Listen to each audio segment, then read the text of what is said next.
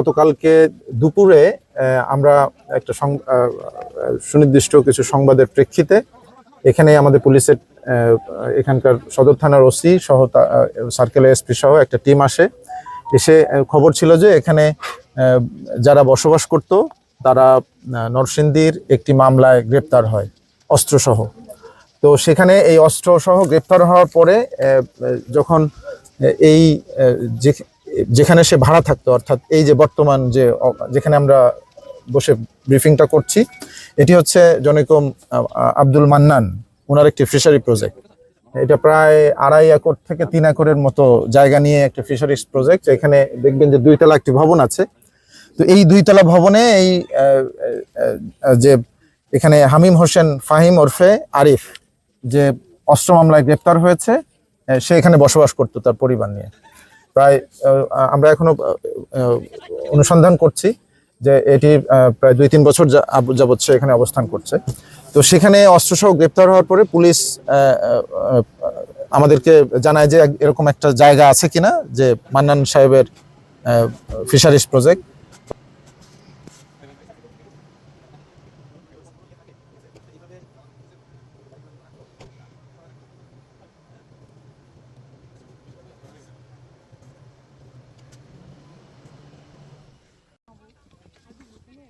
এই প্রেক্ষিতেই পুলিশ এখানে গতকালকে এসে তালাবদ্ধ দেখতে পায়, পরে স্থানীয় লোকজন নিয়ে বিধি মোতাবেক তালা ভেঙে ভিতরে প্রবেশ করে প্রাথমিক তল্লাশিতে অস্ত্র পায় এবং পরবর্তীতে আরো একটু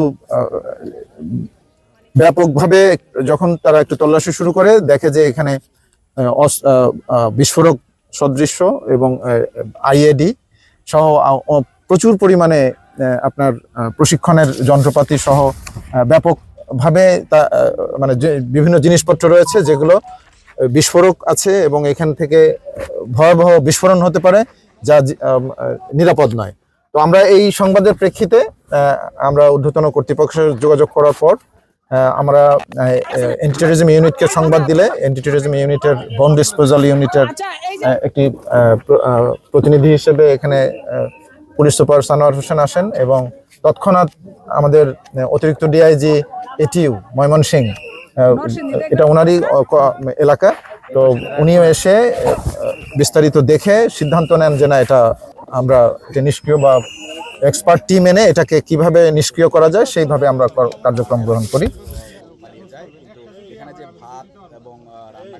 এবং আজকে সকাল থেকে এই পর্যন্ত আমরা কিছুক্ষণ আগে এটি নিষ্ক্রিয় করা হলো এবং এখানে ভিতরে ঢুকে যে বিষয়গুলো আমরা দেখলাম, যে ব্যাপক পরিমাণে আমরা সাধারণত যেটি দেখে থাকি বিস্ফোরক বা এই ধরনের জিনিস নিয়ে যারা কাজ করে জঙ্গি তৎপরতার সাথে, তো আমরা সেরকম কিছু আলামত পাই। তো এখানে আমরা দেখেছি যে সমস্ত জিনিস প্রায় 80টা আমরা এখানে বিভিন্ন মালামাল জব্দ করেছি। এর মধ্যে পুরাতন রামদা, বিদেশি পিস্তল 17 রাউন্ড গুলি সহ 2টি ম্যাগাজিন, 12 ভোল্টের ব্যাটারি, একটি ইলেকট্রিক করাত, মার্শাল আর্ট প্রশিক্ষণের জন্য ব্যবহৃত কাঠের টুকরা, 6টি সিসি ক্যামেরা যেগুলো ইনট্যাক্ট আছে এবং আপনারা দেখেছেন যে প্রজেক্টের চারপাশে কিন্তু সিসিটিভি ক্যামেরা লাগানো আছে এবং তারপর 2টি ফ্ল্যাশ লাইটও আছে, একটি মার্শাল আর্ট ড্রেস, আমরা 5টি অ্যান্ড্রয়েড ফোন পেয়েছি, 7টি বাটন ফোন পেয়েছি, একটি ল্যাপটপ, 2টি দূরবীন, একটি ছোট এবং অত্যাধুনিক কম্পাস, 4টি কাঠের খণ্ড যেগুলো সাধারণত যারা হেভি ফিজিক্যাল এক্সারসাইজ করে, মার্শাল আর্ট করে বা ট্রেন যারা পার্সন তারা এগুলোকে ব্যবহার করে। তারপর সিলিকনের তৈরি মানবাকৃতির পাঞ্চিং বক্সিং বা বিভিন্ন শারীরিক কসরত প্র্যাকটিস করার জন্য এটি ব্যবহার করা হয়েছে। তারপর পাঞ্চিং ব্যাগ, প্লাস্টিকের ডামি রাইফেল প্রায় 20টি, প্লাস্টিকের তৈরি রাইফেল স্কুল 20টি, প্লাস্টিকের তৈরি খেলনা রাইফেলের ব্যারেল। তো এইটি ছাড়াও আমরা মোট 80টি আমরা জিনিস জব্দ করেছি আলামত।